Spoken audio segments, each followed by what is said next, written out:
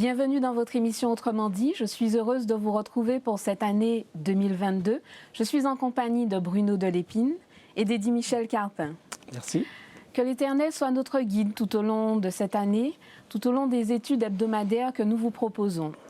Nous étudions ce trimestre le livre d'Hébreux écrit par l'apôtre Paul. Nous découvrirons le portrait de Jésus qui exprime l'étendue, la longueur, la hauteur et la profondeur de l'amour de Dieu pour nous. Nous verrons ensemble différents aspects de qui était Jésus dans l'Épître aux Hébreux afin de comprendre la mission qu'il était venu accomplir ici sur terre. Alors, Dieu a créé toutes choses. Est-ce qu'il avait besoin véritablement d'envoyer son Fils sur terre et pourquoi ? Le premier verset est déjà dans ce communiqué, puisqu'on dit que ce n'est pas forcément une lettre, mais plus particulièrement un discours. Donc dans ce discours, les premiers mots sont vraiment interpellants. En effet, il est dit, après avoir parlé à nos pères par les prophètes de différentes manières, eh bien, dans ces temps derniers, Dieu nous parle par le Fils. Donc je crois que la communication, en tous les cas de Dieu à l'humanité, mais aussi à ceux qui étaient en face dans cette assemblée, les auditeurs, eh bien, c'est qu'ils avaient besoin de connaître, d'approfondir, d'être rassurés certainement par rapport à ce message que Dieu voulait communiquer au travers de la personne de Jésus. Donc oui, c'était un sujet extrêmement important. On n'aura jamais fini d'étudier ce sujet. Qu'est-ce que Dieu a voulu à travers l'envoi, j'ai envie de dire, de Jésus sur terre? Il l'envoie, mais pour faire quoi? Quel était l'objectif qu'il souhaitait atteindre? Dès le premier verset, on montre que Dieu est en train de nous dire que le message qu'il a souhaité faire passer par les prophètes, finalement, a peut-être pas été audible ou compris comme il le fallait. Et comme Eddie le disait dans le verset, il est dit dans ces derniers temps, qui veut dire qu'en quelque part, on va dire que c'est notre dernière chance de comprendre ce qu'il y a à comprendre, parce qu'il est dit dans ces derniers temps, on nous envoie le Fils, comme pour dire la dernière possibilité de comprendre ce qu'il y a à comprendre pour notre salut, en fait. D'accord, donc là on peut comprendre justement que l'objectif c'était faire passer le message. Tout à fait. Voyons tout de suite ce que nous dit la parole de Dieu. Nous voici au cœur du texte où nous allons analyser justement les passages qui nous parlent de la venue de Jésus. La Bible nous dit que Dieu installe Jésus comme son Fils royal, qu'il le présente à la cour céleste et enfin qu'il intronise le Fils. Ça semble véritablement très cérémonieux. Pourquoi était-il nécessaire pour Dieu de passer par toutes ces étapes? Je ne sais pas si c'était nécessaire pour Dieu, c'est peut-être nécessaire pour nous. Peut-être pour comprendre en fait la problématique qu'il y a peut-être au niveau de l'univers, parce qu'effectivement quand nous lisons justement ce document, l'épître comme on l'appelle aux Hébreux, effectivement on voit que il y a toute une intronisation, il y a presque je dirais une mise en scène par rapport à la personne de Jésus, mais on comprend en fait en lisant cette lettre, on comprend que, en quelque part, Jésus est venu en tant qu'homme. Mais on pourrait se dire, ben, tiens, c'est un homme comme les autres. Eh bien, justement, dans toute cette première partie de ce chapitre 1, eh bien, on va montrer, l'auteur en tous les cas va montrer que Jésus n'est pas un simple homme. Certes, il s'est rapproché de l'humanité, il peut la comprendre, il peut compatir à ses faiblesses, à ses difficultés. Oui, mais par contre, il est important de comprendre que Jésus dépasse le cadre humain. Et le texte dit même qu'il est au-dessus des anges. Donc c'est vrai que c'est un message quand même peu courant, un Dieu qui se fait homme, un Dieu qui s'incarne. Et tout à l'heure tu posais la question, mais pourquoi Dieu veut parler par le Fils? Qu'est-ce qu'il a envie de dire? Alors oui, je dirais Jean 3,16, car Dieu a tellement aimé. Ça veut dire que Dieu, ce qu'il veut que l'on comprenne de lui, c'est son amour. Son amour vis-à-vis de l'humanité, son amour vis-à-vis de chaque homme, chaque femme, chaque jeune, chaque enfant, chaque adulte. Il veut leur dire son amour. Et Bruno le disait tout à l'heure, peut-être qu'il n'a pas été très bien perçu, peut-être par les prophètes, par les patriarches. Alors oui, il envoie ce qu'il y a de plus beau, de plus grand en tous les cas que les anges, ça c'est clair dans le texte. On voit bien qu'il est même assis à la droite sur le siège de la souveraineté, le siège je dirais, de la royauté de Dieu. Et d'ailleurs, quand on fait un lien avec l'Apocalypse, on voit bien que Jésus, lui aussi, est assis à la droite. Il siège, il est en train de trôner, je dirais, avec Dieu. Donc on voit bien que l'idée, c'est de comprendre que Jésus, celui qui s'est approché des hommes, eh bien, c'est un être extraordinaire que l'on identifie comme étant l'empreinte même, le reflet, le caractère même de Dieu. C'est un peu ce qui est dit dans cette introduction. Alors j'ai envie de poser la question. Jésus est né d'une femme et finalement Dieu met en place quand même un certain nombre d'étapes qui, j'ai presque envie de dire, l'élèvent. Parce que finalement, quand il le présente à la cour, qu'il l'intronise, mais qu'est-ce que ça veut dire finalement l'introniser? Introniser Jésus. Oui, mais et c'est exactement ce que tu disais. D'où la première question que tu posais. Pourquoi Dieu veut parler par le Fils?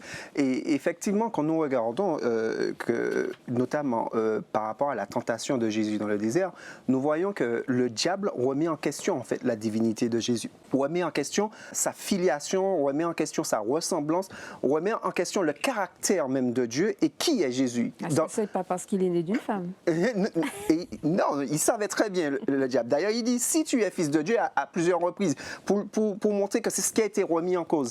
Et Dieu, justement, dans l'Épître aux Hébreux, on va dire qu'il vient remettre les choses en perspective pour dire que, comme disait Eddie, que Jésus n'est pas n'importe qui. D'ailleurs, il va même jusqu'à, dans l'Épître aux Hébreux, l'appeler Dieu.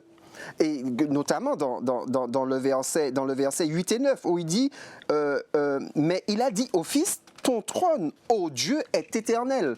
Et au verset 9, il dit encore, tu as aimé la justice et tu as haï l'iniquité. C'est pourquoi, ô Dieu, ton Dieu t'a oint d'une huile.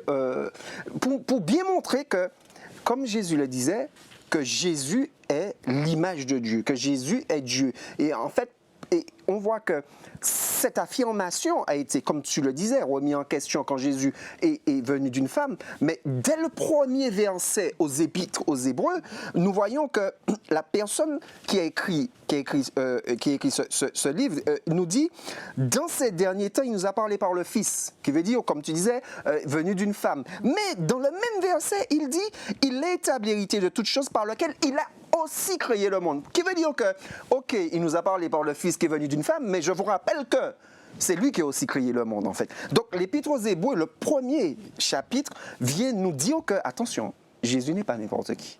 Là, on a parlé de Jésus par rapport à Dieu, ce que Dieu avait prévu. Mais la façon dont le peuple, en fait, l'a reçu. On parle de fils de David, lion de la tribu de Juda. Est-ce que c'est parce qu'il n'était pas reconnu qu'on lui donnait ces titres-là? Pourquoi ces titres-là ont été utilisés, en fait? Pourquoi ces qualificatifs? Eh bien, je crois que Dieu a utilisé en quelque part ces symboles. D'ailleurs, depuis le livre de la Genèse, lorsqu'on voit avec la descendance des fils de Jacob, avec le nom attribué à chacun des fils composant, bien sûr, les différentes tribus d'Israël, eh bien, on va voir qu'il y a des prophéties au travers de ce qu'adviendront en fait ces fils. Et Dieu annonçait par là la venue de ce libérateur. Et le libérateur dont il était question est aussi quelqu'un qui est pleinement humain, qui est de filiation humaine. Donc, c'est vrai que les êtres humains attendaient un être humain, donc normalement, mais Dieu va leur donner bien plus qu'un être humain. Oui, il est pleinement humain, mais pas que pleinement humain, il est beaucoup plus que cela. Et c'est là aussi où je comprends la volonté de Dieu de l'exprimer aux êtres humains pour qu'ils comprennent que Jésus n'est pas seulement l'enfant né dans une étable.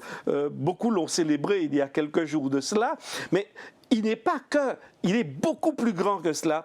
Et dans le texte, il est dit que tous les anges se prosternent devant lui.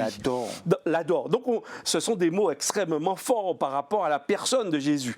Et donc, il est intronisé justement par Dieu parce qu'il retrouve de plein droit, en quelque part, tout le statut qu'il avait avant.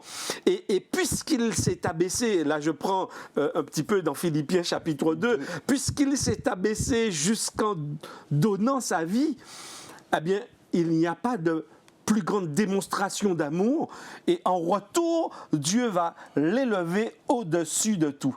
Mais ce qui est incroyable, c'est qu'il avait déjà cette gloire. Tout à fait. Il s'en est, je dirais, débarrassé. Il est venu en tant qu'homme, serviteur, pour rendre témoignage à Dieu, parce que dans le texte, il est dit, oui, ce Fils est le resplendissement de sa gloire et expression de son être.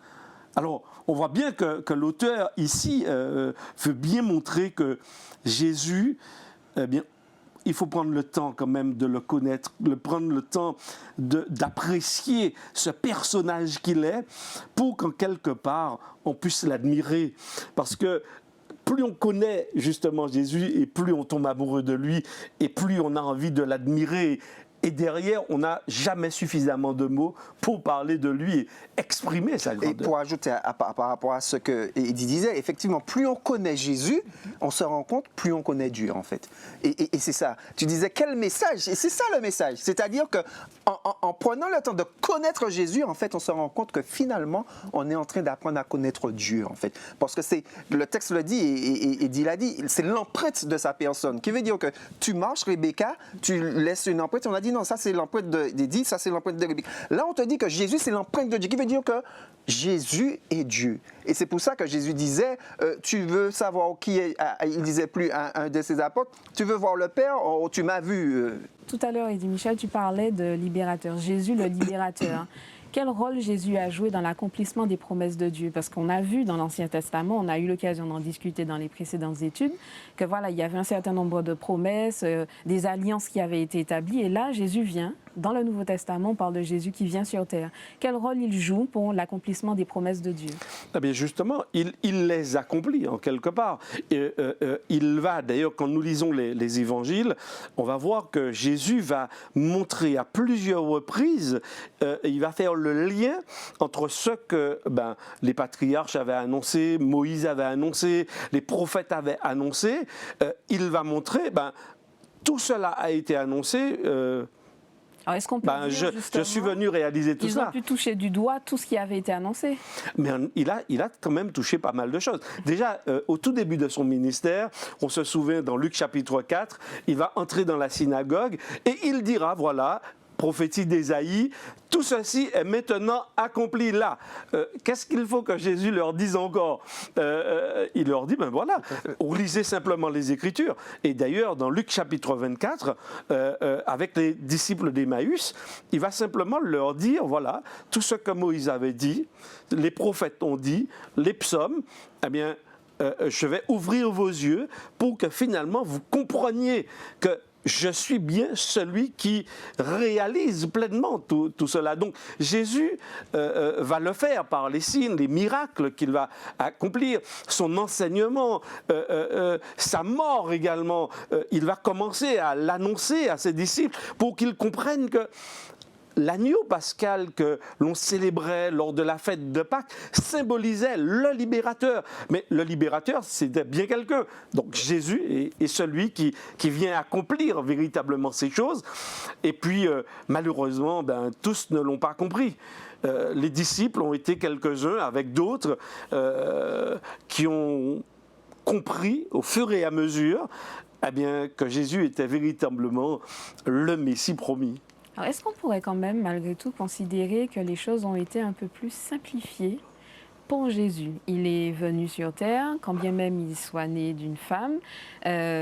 Étant le Fils de Dieu, est-ce qu'il a vécu les mêmes choses que nous? Est-ce que les choses ont été aussi difficiles? Parce qu'on pourrait très bien se dire, voilà, il est qualifié d'office. il est le Fils de Dieu. Donc voilà, il n'a pas autant de difficultés que nous à faire le choix entre le bien et le mal. Que nous dit la Bible? Oui, effectivement, on pourrait se dire ça, mais Eddie l'a mentionné, mais il ne l'a pas, on ne l'a pas lu. Mais Philippiens 2, verset 5-8 nous dit exactement, nous remet en perspective justement, qui nous dit, je lis à partir du verset 5 parce que c'est important, il dit « Ayez en vous les sentiments qui étaient en Jésus-Christ, lequel, existant en forme de Dieu, n'a point regardé comme une proie à arracher d'être égal avec Dieu, mais s'est dépouillé lui-même en prenant une forme de serviteur, en devenant semblable aux hommes. » Et quand on a dit ça, on peut comprendre déjà que là, Jésus est devenu semblable aux hommes, qui veut dire qu'il est devenu comme nous. Donc il n'avait rien de plus que moi là aujourd'hui. Sauf que ensuite, ça ajoute, ayant paru comme un simple homme, il s'est humilié lui-même, se rendant obéissant jusqu'à la mort, même jusqu'à la mort de la croix. Et effectivement, ce texte-là nous montre que Jésus, on ne l'a pas dépouillé, on ne l'a pas humilié. Non, il s'est dépouillé. Qui veut dire il est devenu semblable à nous-mêmes. Il a pris notre nature, qui veut dire que Jésus, il s'est abaissé à notre niveau et justement, on va dire qu'il ne s'est pas rendu la chose facile.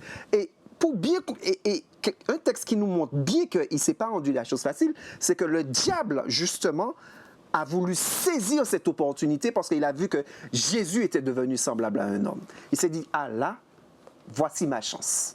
Et nous le voyons dans Matthieu 4, où il vient vers Jésus pour justement l'éprouver, pour le tenter. Et nous voyons que Jésus, et c'est là que Jésus, voici encore le message par rapport à ta première question. Tu disais quel message que Dieu a pour nous. C'est-à-dire que Jésus nous montre que si effectivement on s'associe avec l'Esprit de Dieu, si on s'attache à l'Esprit de Dieu, si on recherche la personne à être en relation avec Dieu, on peut remporter les victoires sur le tentateur. Alors il y a deux textes que j'aimerais lire avec nos amis.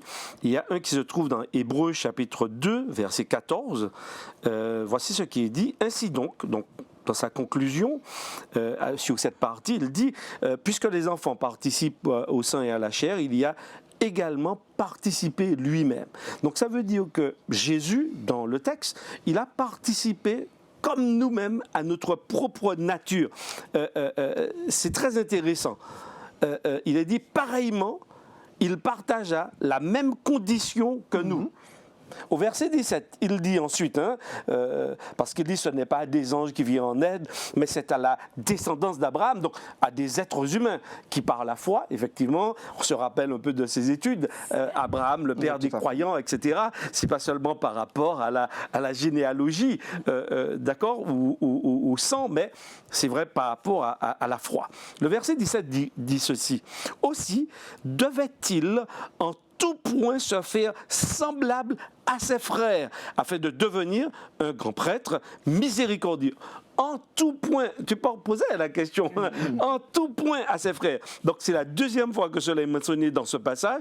Et ensuite, au verset 18, il dit, car puisqu'il a souffert lui-même l'épreuve, il est en mesure de porter secours à ceux qui sont éprouvés. Effectivement, on pourrait se dire, mais tiens, Jésus est venu en tant que Dieu, il a traversé le temps, rien ne l'a touché, et puis nous, on le regarde de loin. Et puis bon, en quelque part, on ne se sent pas interpellé peut-être par la vie, ou même lui, il ne se sent pas concerné par la nôtre. Le texte, au contraire, certainement parce que les contemporains de cet écrivain, ils sont dans des souffrances, ils font face à des épreuves, etc. Ils ne comprennent pas. Ils pensent peut-être à un Dieu absent, comme beaucoup aussi de notre génération. L'auteur dit non, pas du tout. Pas du tout. Il insiste pour dire que Jésus, c'était pas une comédie, parce qu'il y a des gens déjà au 1er siècle de l'histoire chrétienne qui pensaient que le Christ n'était pas pleinement Dieu, qu'il était pleinement homme, mais pas pleinement Dieu, ou certains pensaient qu'il était pleinement Dieu et pas du tout homme. Donc, dans ces différentes controverses, on voit, n'empêche que l'auteur garde le cap dans un équilibre incroyable. On en a parlé tout à l'heure, souverainement élevé. Il est Dieu, et tu le disais tout à l'heure, Bruno, et là, il nous dit, tout en étant pleinement Dieu, même si on n'a peut-être pas tous les mots pour l'expliquer, mais n'empêche, il dit, il était pleinement homme, il a participé vraiment à notre nature, à notre chair, à nos faiblesses, Oui, il le dit, hein. Maintenant, le texte précise aussi que Jésus n'a pas péché. Mais n'empêche qu'il a été tenté, tu faisais référence à la tentation, Jésus a éprouvé une souffrance certainement que jamais nous ne connaîtrons. Parce qu'il était en même temps de notre nature, mais aussi en même temps d'une autre nature. Et je pense qu'il a souffert pleinement. Nous allons voir ensemble les enseignements que nous pouvons tirer de la vie de Jésus. La vie de Jésus dans l'Épître aux Hébreux nous est précisée, on nous raconte un peu tout ce qu'il a vécu, tout ce qu'il est venu apporter au peuple.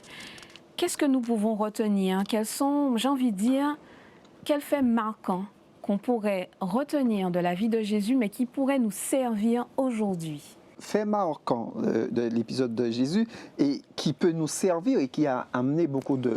Je connais une amie qui a été justement qui a été amenée à la conversion justement par un texte par rapport à la venue de Jésus et notamment de Jésus lui-même qui cite, il dit dans Matthieu 5 verset 17 qui est en lien avec Hébreux justement, qui dit « Ne croyez pas que je sois venu pour abolir la loi ou les prophètes, je suis venu non pour abolir, mais pour accomplir. » Et le livre, l'Épître aux Hébreux, explique précisément justement que Jésus n'est pas venu pour abolir la loi et les prophètes, comme on a connu dans le Testament, mais qu'il est véritablement venu pour accomplir, effectivement.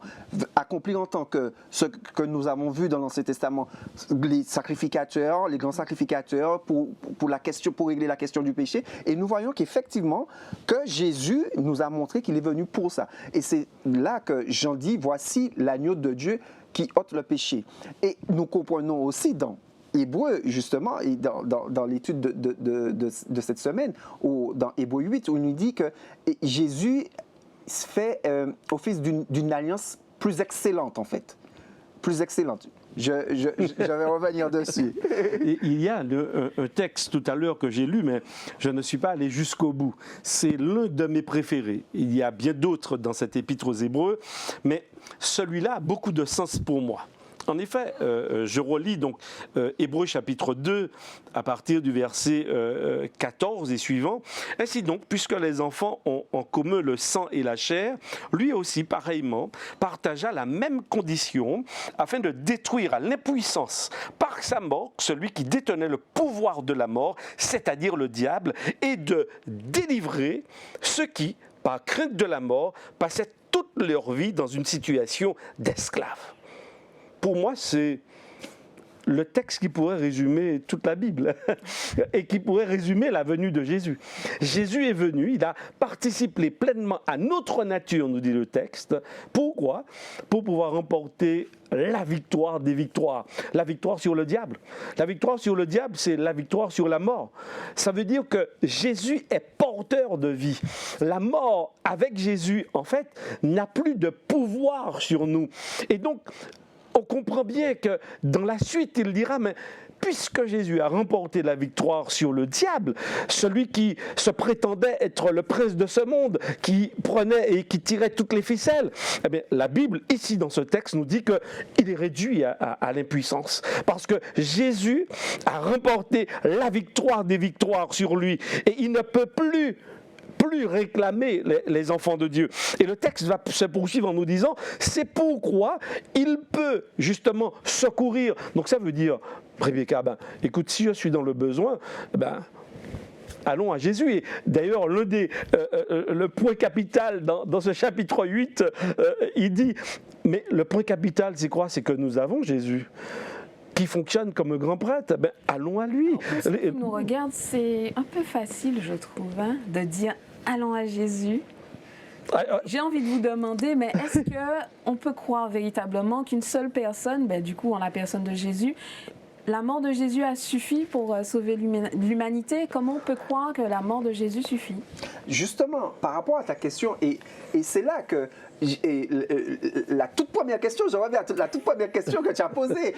Pourquoi? Quel message? Et c'est là, justement, quand Dieu dit, après avoir parlé par les prophètes, pour expliquer, justement, précisément la question que tu poses là. Maintenant, comment croire que Jésus, justement, l'Épître aux Hébreux nous montre qu'effectivement, quand Jean a dit, voici l'agneau de Dieu qui ôte le péché du monde, il est en train de nous dire, cet agneau de Dieu, c'est pas n'importe qui, c'est pas Bruno de l'Épine, c'est pas... Non, cet agneau de Dieu qui ôte le péché du monde, c'est Dieu, en fait. Mais par rapport à ce que nous vivons, Dieu comment on peut encore croire aujourd'hui? Oui, c'est bien aujourd'hui. S'il y a un temps où nous pouvons croire en la parole, parce que jusqu'à présent, par rapport à ce que tu disais, la Bible a prévu depuis les temps anciens. D'ailleurs, l'Épître aux Hébreux le dit. Il dit que Jésus était l'homme des choses à venir. Justement, dans Hébreux 5, je vais le lire pour qu'on puisse bien comprendre. Il dit, Hébreux 8, verset 5 dit, lequel célèbre un culte, image et ombre des choses célestes, selon que Moïse en fut divinement averti lorsqu'il allait construire le tabernacle. Et soin lui fut-il dit de faire tout d'après le modèle qui t'a été montré sur la montagne. Et verset 6 qui dit, mais maintenant, il a obtenu un ministère d'autant supérieur qu'il est le médiateur d'une alliance plus excellente qu'il est établi sur de meilleures promesses. Et Jésus, aujourd'hui, l'Ancien Testament, ce qu'on appelle Ancien Testament, ce qu'on appelle la Torah pour les Juifs, en fait, a prédit que Jésus, ce roi qui descend de David, qui devait avoir un royaume éternel sans fin, qu'il devait venir. Et nous avons vu qu'effectivement, qu'il est venu. Il est venu à tel point que tous les historiens aujourd'hui ne peuvent pas donner une référence historique si ce n'est avant ou après Jésus-Christ, pour bien montrer qu'il est venu. Donc si la Bible qui nous l'a dit que Jésus devait venir, ça veut dire que nous pouvons croire encore à cette Bible qui nous dit qu'il va revenir. Et c'est pour ça qu'aujourd'hui, quand bien même que nous entendons toute actualité, que nous voyons l'actualité change du jour au lendemain, surtout aujourd'hui, la Bible a une actualité qui est certaine et que nous voyons qui se vérifie de jour en jour en fait. Alors pour la personne qui nous regarde, d'accord, il faut croire, il faut continuer, il ne faut pas, j'ai envie de dire, se décourager. Mais par contre, j'ai quand même quelque chose à faire. Je vais à Jésus, mais je me doute bien que Jésus, en tout cas que Dieu attend quelque chose aussi de ma part. Alors, il y a quelques jours de cela, j'ai eu une petite rencontre avec des enfants qui m'avaient posé la question, eh bien, qu'est-ce que la vie après le baptême, après l'acte de foi public disant que j'accepte Jésus dans ma vie? Et l'image, en fait, que j'ai choisie avec eux, c'était l'image du train. En fait, pour moi, je leur ai expliqué un petit peu le fonctionnement du train. Le train, il a une adresse, hein, il part d'un point, il arrive à un autre point. Et ce qui est intéressant, c'est que quand on est dans le train, on s'assied et on le laisse rouler. Mais pour moi, c'est exactement la même chose. Alors, c'est vrai que pour beaucoup, c'est trop simple. Mais en fait, c'est ce que la Bible nous dit. C'est un acte de foi. Moi, j'entre dans le train de Jésus et je le laisse rouler. Alors, dans ce train, Jésus va me transformer, il va me façonner, il va faire tout ce qu'il veut. Mais l'essentiel, c'est que je reste dans ce train. La destination, c'est lui, c'est entre ses mains. Alors, peut-être que c'est trop simple parce que j'ai bien compris que, d'ailleurs, il y a quelques jours de cela, on a envoyé l'un des plus gros télescopes. On a expédié dans l'espace et les hommes ont la prétention quand même de découvrir grâce à ce télescope l'origine du monde, l'origine de la vie. Donc moi je trouve que c'est très intéressant ce qu'ils vont découvrir parce qu'ils refusent en fait d'accepter. C'est vrai que c'est tellement simple ce que la Bible dit. Donc oui, nous cherchons des complications. On cherche des raisonnements logiques. Mais en fait, la Bible nous dit non, il n'y a pas de logique. C'est l'amour de Dieu qui s'exprime et qui me dit « Entre dans mon train, Rebecca, et puis laisse-moi conduire et je t'amènerai à destination. » L'essentiel, c'est que tu ne sautes pas du train, parce que sauter du train, c'est un risque très dangereux. Donc moi, j'inviterai tous nos amis vraiment à demeurer dans le train avec Jésus et à le laisser conduire. Tout à fait. Et je voudrais juste rajouter que l'Épître aux Hébreux vient nous rappeler justement que c'est simple en fait, que tout est en Jésus-Christ. existante. Et Jésus était vraiment celui, d'ailleurs, je termine sur ça, c'est Jean 17, verset 3 qui dit « Or, la vie éternelle, c'est qu'ils te connaissent, toi, le seul vrai Dieu, et celui que tu as envoyé, Jésus-Christ. » Donc, pour nous faire comprendre que nous devons apprendre à connaître Dieu en Jésus-Christ. Merci Bruno, merci Eddy Michel, merci de nous avoir suivis, merci de votre fidélité. J'espère que cette émission vous a fait du bien et si c'était le cas, n'hésitez pas à publier, à partager autour de vous et à vous abonner. Je vous donne rendez-vous dans une prochaine émission d'Autrement dit.